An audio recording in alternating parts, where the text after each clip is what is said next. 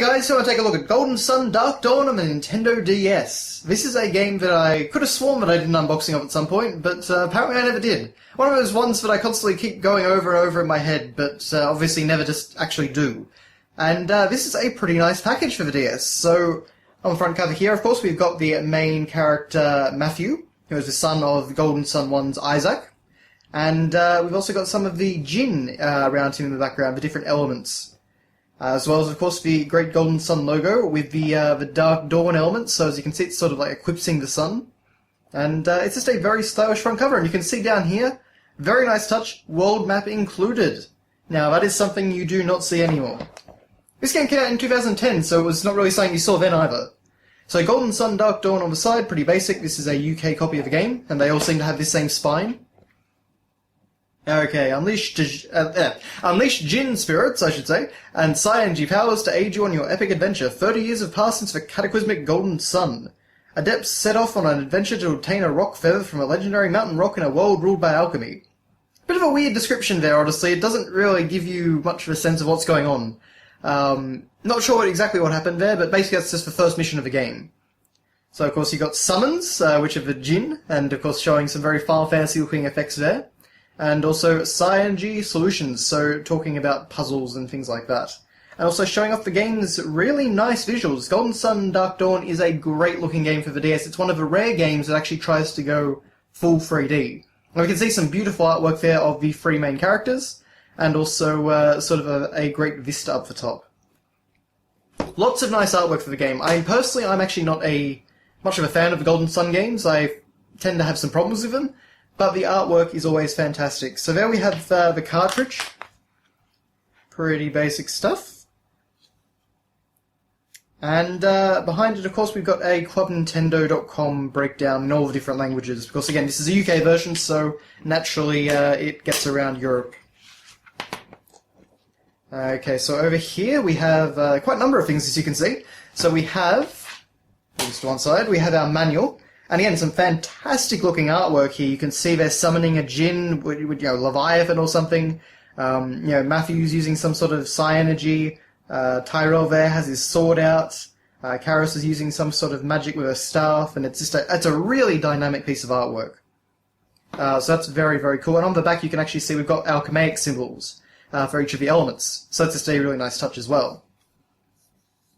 But also, there's a bit of a weird texture to this. I'm not exactly sure why. I guess it might just be because of the printing. Okay, so as you can see, the internal pages are actually done a bit like a sort of faded paper notebook. So we get plenty of artwork here and background on all the the events of the game, of the previous two games. Of course, the characters here.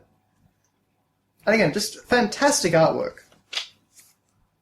Controls, of course, and as you can almost see there, the battles in this game are full 3D. That was one of the very exciting things for me. This is a turn-based RPG on the DS, which actually had full 3D battles with really nice character models and things like that. Yeah, this is a great-looking game. Personally, I actually wouldn't recommend Golden Sun Dark Dawn. I don't think it's really a great game, but as I said, I'm not really a big fan of the Golden Sun series in general. The pacing always seems pretty off to me in these games, and also the dialogue is very flowery. It sort of doesn't just get to the point and add some character along with that. It sort of meanders and goes over and over the same points and things like that. But there's definitely a lot of cool things to the Golden Sun series, and I personally still have an affection for the first game. But personally, I wouldn't say that this is a fantastic game. I actually never beat this game, which is pretty unusual for me. I tend to beat most games even when I don't fully get into them. But I will say there are some great puzzles in this game. You do get to use your Psy-Energy a lot in the overworld to affect some puzzles, so that's always very cool. But there's not really a whole lot beyond all that. It's just basically just taking you through all the game mechanics. You also do get a little bit of a bigger party. I will say, even though I'm not a big fan of the Golden Sun series, I certainly would like to see it come back. I think it's a bit of a shame that 2010 was the last iteration after a pretty big gap between the Lost Age on the GBA and this game. It would definitely be cool to see Camelot get back to the series on the Switch. I think they could do some pretty amazing stuff on that. And also, I just really want more console caliber turn-based RPGs, but Anyway, that's all in the manual. But that's not all we get. We get... Well, okay, actually, let's do the boring stuff first. Okay, so we get our Club Nintendo little pamphlet thing. Of course, this doesn't mean anything anymore now that Club Nintendo is dead.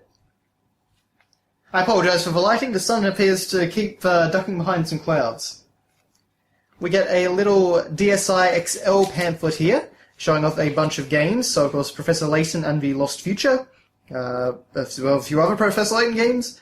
Last Window, Rooms. Some pretty obscure stuff, actually.